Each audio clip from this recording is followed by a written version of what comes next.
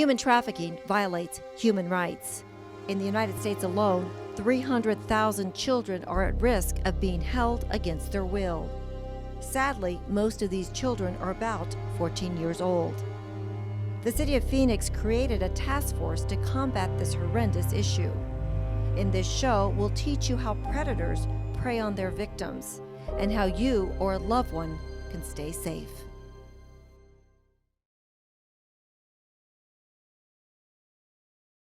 I'm Deborah Sedillo Dugan, and joining me now in the studio to talk about common signs of exploitation and recruiting techniques used to attract these young people is Sergeant Chris Bray. He's a 35-year veteran of the Phoenix Police Department. Sergeant Bray has spent the last 20 years of his career working with organized crime and drug enforcement bureaus, gang squad vice enforcements, internet crimes against children, and today, human trafficking and child prostitution. Thank you so much for joining us here today, Sergeant Bray. I also want to note, obviously, he is in silhouette due to his undercover work.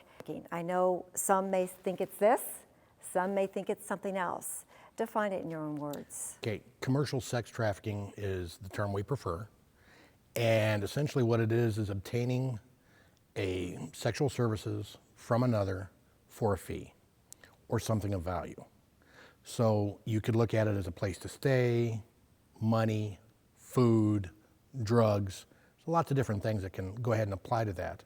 But where we see it most often in children is how it's going to manifest is with a place to stay or money or protection. Okay. Well, let's go on and start off with the actual warning signs. You have a 13-year-old, 14-year-old, because we're talking child prostitution, sex trafficking, we're talking 18 years and under, correct? That is correct. Okay, let's talk about some warning signs that maybe a parent, a friend, an aunt, or an uncle, maybe somebody down the street may see in a young person. The number one telling sign is when you're going to see a sudden change in behaviors, moody, secretive, angry all the time. You may see a sudden change in the friends that they have with them. If a girlfriend or boyfriend that's more than 10 years older than the child appears on the scene, that's a warning sign. I would say that would be a big warning sign. Indeed it is.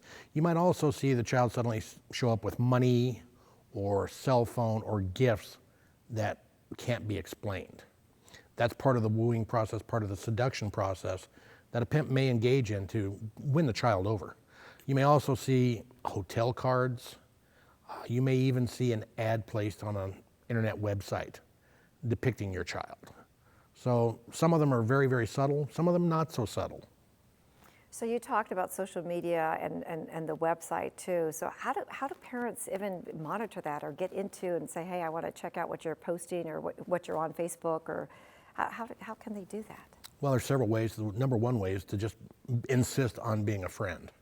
You're going to friend me and you're going to give me unlimited access to everything that's on your webpage. Now, does that stop the child from setting up a faux web page? And that really was my point, because exactly. yes, you're going to friend your parents or your mom or dad, but how does a parent know that they're not setting up another? Well, be the friends of others, of your children's friends, and get in there and pay attention. So much of the problem stems from being unaware or missing those signs until it's too late. If a child runs away more than 3 times, that's something. Unexplained absences from school. All of this put together starts to paint a picture that this child is going into a very, very dark place. So those warnings are very, very scary, because a parent may see some of those signs and may address it like, oh, they just, for now, but if they start escalating, because a lot of things you can think of, well, maybe there's some kind of disorder with their child or something, but you really have to pay attention to those right at the start. You have to pay attention to them, and you cannot rationalize. Because when you try to rationalize what you're seeing, you're giving the child an excuse, and you're also kind of excusing the obvious. And you can't do that. This is such a heinous crime, and it can happen so fast, and the child can go missing so quickly that you cannot afford to rationalize or to excuse or not ask the questions. So let's talk about the recruiting techniques, because now we're talking about the social media, the unexplained gifts, things like that. But these kids are going to school, maybe they're not going to school. Who are these children that these predators are really going after or prying on? Well, you really can't come up with a profile per se of what children are going to become involved. There's something like 750,000 children a year that go missing, according to the FBI. Incredible. And less than a third of those are actual abductions. The rest of them are runaways. There are throwaways as well, correct? You still Absolutely, use that throwaways. term? Generally, though, the throwaways won't be reported. Okay.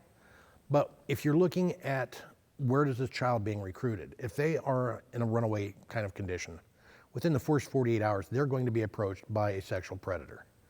The first 48 hours? Yes, ma'am. And we're talking a runaway 18 and younger, or it could be 18 and over as well? Because Well, I guess they're adults generally, if they're 18. 18 years Okay. under is going to be the runaway. Okay. And that's pretty much the person that incredible. we're targeting. If you want to look at it from a strictly predatory kind of nature of these people, they are looking for that person in the pack, in the herd, that's weak. If it's the child that's looking lost at a bus station, if it's somebody that's hanging around a mall after hours, if it's somebody that's dumpster diving because they're so hungry, those are the people that these predators are going to prey upon. That's who they're looking for. And it can be any place where a child is going to be found. So yes, it happens on our school grounds. Yes, it happens at our shopping malls. Yes, it happens at our sporting events. Predators go where the prey is. So they're going to be following those children around. They're going to be looking. And they're going to make contact. It's very much almost a salesmanship kind of thing where you hit and contact so many people. All it takes is one to say yes. Or you've got several on the line what might say yes later on. That's the people that you're going to be going for. So what's being engaged as far as a conversation and they're going after? What are they telling these young people? What are they promising them to actually lure them away into this dark life? And I also want to point out too, this is all over and happening in Phoenix. It's not just happening in certain areas, which we'll get into in a minute. This is all over. But we'll get into that in a second. But what are these recruiting efforts? What are they saying to lure these kids? What I want to do in my initial contact is find out where you're having problems in life. Whether it's school is going bad, you don't have family structure, you're not getting the attention or the love that you feel you should get. A pimp is a master at finding that empty spot in a child or an adult. They fill that place with lies and then they exploit them. It's very simple. And that's what these predators are. They're That's pimps. what those predators, and those they're pimps are. pimps, straight Absolutely. out. And a pimp is? A pimp is a person who is the go-between between a person looking to buy sex and a person that is selling sex. However, all of the money goes to the pimp. So it's not like you're helping this child by giving them money because all money will go to the pimp. Rule number one is the pimp will get paid. And yes, prostitution game, as it's called, actually has a lot of rules. So let's talk about some of those rules, and let's talk about living conditions and what's happened. These kids now, or if they're whether it be a throwaway, runaway, or they've actually been, for all intents and purposes, abducted. Where are they living? How are they sustaining their food and shelter? Well, it's there are so many variables to that. They can be at the pimp's house, his apartment. They can be staying in a hotel. They can be staying with other people at a hotel. They can even be living at home still. Part of the problem is that people want to come up with it always looks like this. And you can't say that.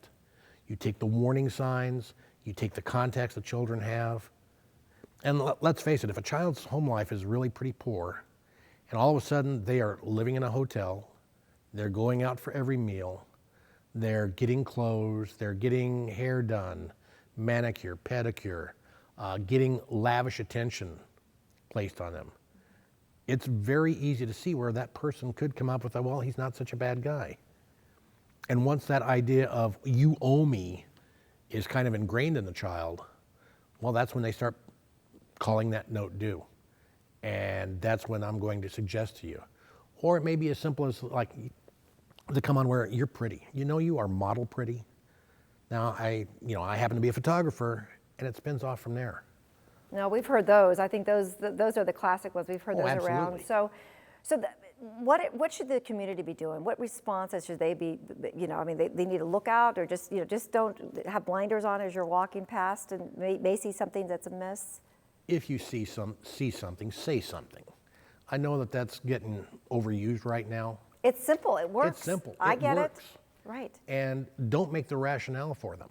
Much like I said about making a rationalization for your child, don't make it for somebody else's child either. People have lost track that those people that are out on the street are advertising on the internet as an escort, as a stripper, as whatever. That's somebody's daughter, that's somebody's little girl. In some cases, that's somebody's little boy. And somebody's worried about them. And we lose track of that because we are saying who you are is what you do. And that's not the case in all of these. So many of these victims get lured into it, and by the time they realize just how bad it is, they're in too deep. Because a pimp's end game is to separate you from your family, your friends, and your support system. So I'm going to get you so that the only person you can count on is me. As the pimp, I want to be your sole source for food, for clothing, for shelter. Anything you need has to come through me. Over time, that's going to build up such a feeling of indebtedness and dependence. It's going to be very difficult for you to get away from me. And we talked a little bit before we started the interview too about, who these young people are. And you said it really is, it's rampant, it's all over Phoenix. It's in the nice areas, the not so nice areas, the middle income areas, it's all over. And what happens? I mean, I'm still trying to understand, we were talking, hey, there's people that are educated, that are, have good jobs, that whatever, and they just get into this horrible, horrible trade, if you will, and it just spirals downhill. It spirals down so fast, that's what people lose track of. They forget their normalcy. They forget what their life was like. Essentially, what I'm going to do is take your normal and replace it with mine. Your normal may be attending school, going with the family, you go home of an evening, you get up in the morning, you go to school, you come home, you do homework, you have dinner, you have a little family time, go to sports, and it repeats. Go to right. Sports events, whatever thing you have after school. In the prostitution life, in that sex trafficking life, you're going to be getting up in the afternoon, you're going to grab a bite, and then you're going to go out to work. You're going to be on the street, you're going to be on the internet, and you're going to start taking care of clients. And that's all you do until you make the amount of money I order you to make. Because that's part of the rule is rule number 1, the pimp will get paid. Rule number 2, don't talk about it, and it just goes on from there. So depending on who's laying out the rules, there's a bunch. But the bottom line is the money. And the money comes from the people that are the demand side of this equation. It's a business, and it's exploitation. Business. It's exploitation, obviously, at all means. Let's talk about the actual abuse and how these young victims are being treated. I mean, obviously the sexual abuse is there, but is there other physical and violent abuse? Obviously, mental abuse is a huge part of this as well for these young people. It's sad. I have talked to victims, and as I'm looking at this young person, I'm looking at bruises that are exposed. And anytime someone is injured, the first part of this is you may have a slight swelling, it'll be a little red, maybe a little swollen, and over the next couple of days, it'll turn into a bruise. Okay, and as it heals, it's going to kind of fade to green, fade to yellow, and then gone. Now imagine you're talking to somebody who has bruising all over her body in different phases of healing. That tells you that that person's been abused, beaten every day. It's heartbreaking. It is. Somebody that outweighs you by 100 pounds, has 40% more muscle mass, holds you down and beats you until they get tired of it. Somebody that pulls you out of that chair by the hair of your head so hard it causes your scalp to separate from your skull. In many instances, paramedics will see these, emergency room department people will see them, not necessarily the police. The injuries that are physical are horrible, but what happens in the mind is even worse. Because we've had instances where I'm going to beat, as the pimp, I'm going to beat somebody and make you watch. If you've ever seen somebody abused like that, it is actually chilling. It is very, very disturbing. And somebody that has the coping skills, the maturation, the worldliness, if you will, of a 15-year-old, 16-year-old, the only thing they're really realizing is, oh my God, I'm glad that's not me. But that traumatic event is always going to be there in the back of their mind. Sure. So when you start talking about post-traumatic stress disorder and the scars, the psychic scars that are left on these victims, it's huge. Yeah, the mental scars that are Absolutely. And the years of counseling and what they're going to have to go through and what they've endured physically, like you said, physically, mentally, Right. the violence in itself. How much does alcohol and drugs play a role in all of this? You know, a lot of attention has been given to that, as in which came first. And it doesn't really matter which came first, because it is part and parcel to sex trafficking. Your life is so horrible and so jammed up that you would do anything for a little peace and quiet, just something to get you away from your existence for a little while. So you're going to turn to alcohol, you're going to turn to drugs. And it's only going to get worse, because you're going to need more and more and more to quiet that. And as that addiction deepens, well, then your marketability decreases. And as your marketability decreases, you're making less money, but you've still got to support your drug habit and the pimp. And as you can see, it is a downward spiral. It's a horrible downward spiral. Because that's when the violence is happening too, because you're not making the money, you're addicted to drugs, you're addicted to alcohol, Exactly. and you're not looking pretty and all of those other things too. The only study that has actually been done long-term on this group shows that the average exit age for women is 34. And that also happens to be the average age of mortality for a prostituted woman. 34 years old. That carves about, 40 some years off of the person's life expectancy. And you know, I don't want to give the impression that this doesn't happen to males too, because young men also get into this. They pretty much get into the sex trade at the same time frame, but they age out, if you will, at 25. And that's because they are no longer marketable. Let's talk about the victim response and the first job of law enforcement to locate and to arrest these pimps. Let's talk a little bit about that process. Well, actually, our first job is to rescue that victim. First and foremost, absolutely. Absolutely.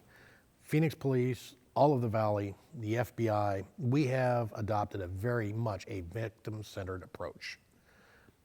Our job is to get that victim out of that situation, get them stabilized, get them in connection with services. Then when that victim is stable, then they're going to be more of a mindset to help us go after the prosecution, go after the people that did that to her or him. And so then we start looking for the pimp, the pander, the recruiter, if you will. After that, we start looking for the customers, because you have to apply pressure to all sides of this in order to effectively create some kind of deterrence for it. And I'm hoping there's some success stories. Please tell me there are. Oh, absolutely. There are yes. some wonderful success stories out there. People are, in fact, reunited, and the People are counseling reunited. that has to happen for these young people. It's happening. Survivors are becoming more and more mainstream. Survivors are going on to help others that have been trafficked to come to grips with it, to get them recentered, refocused. And I think part of the problem with this is that they feel so isolated, so alone. And they feel like everybody knows what they've done, and that's not the case. Right. Do some people know what they've done? Might the pimp have taken some compromising photos? Have there been threats to expose you to all your family and friends about what you did? Yes. But there are people who have gotten through this hell and come out the other side the better person for it. That's so well said. And touching other lives and helping and assisting Absolutely. for people for recovery, overall recovery. And I always like to say is that, thank God we're given a brand new day every single day, so we can start totally anew. So I thank you so much for your time today. I really do. I think you've given us some incredible information about victims' rights, about warning signs.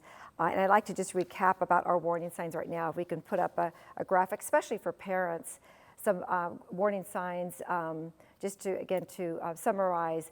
Again, unexplained changes in behavior, friends, grades, manner of dress or school attendance, a boyfriend or girlfriend with more than 10 years of age difference. If you start seeing maybe hotel keys or unexplained gifts, obviously running away from home is not a good sign.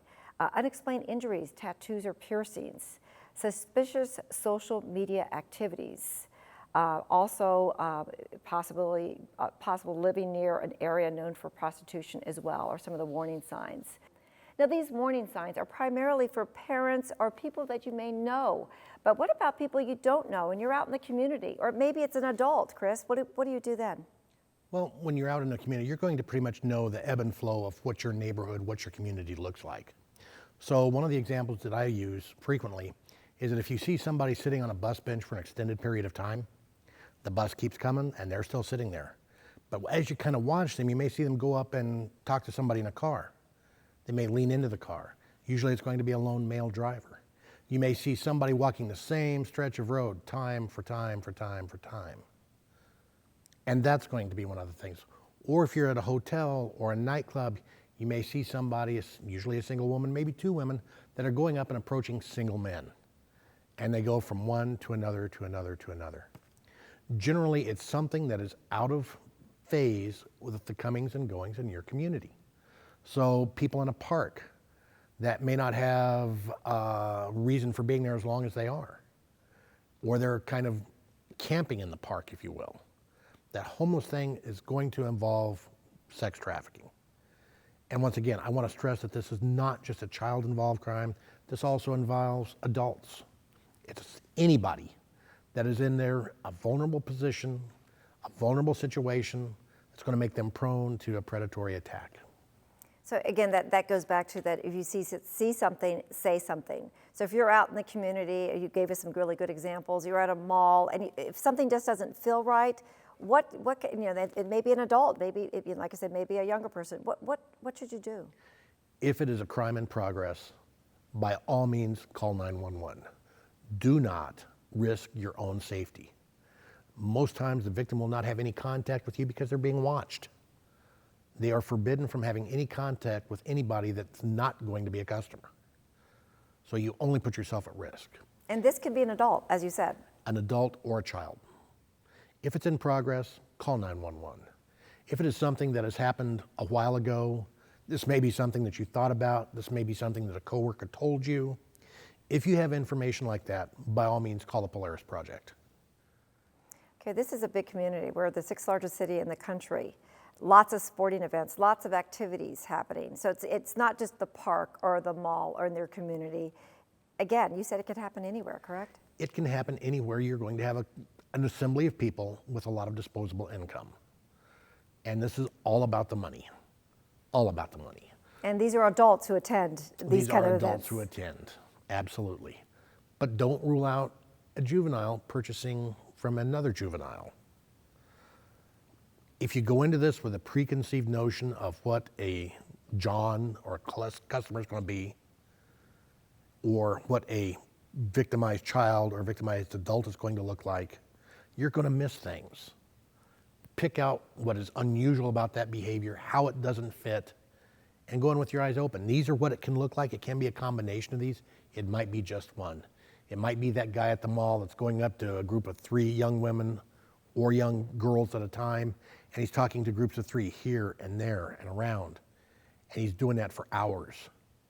Okay, that's the rule of 3, and many times that's a recruiting technique used. So keep in mind, if it's out of the ordinary and you watch it and it looks like something we've discussed, by all means, if the perpetrator's there, if the victim's there, 911 that incident immediately. And as you said too, that the Phoenix Police always says too that we're the best eyes on the ground too as a community. Be the very best witness you can be. I need somebody that when I get there, I can talk to somebody. My suspect may be gone, my victim may be gone, but those witnesses are key to solving this and to a successful prosecution. More importantly, they are the key to a successful rescue. And that's what it's all about too. That's what it's all about. Well, thank you again for spending so much time with us today and enlightening on this topic that affects both men and women, and of course our young people as well. Thanks again. We also want to remind viewers, if you see something, say something. Immediate reporting is critical. If a crime is in progress, please call 911. Now, if you suspect trafficking activity, call the Polaris Project at 1-888-373-7888.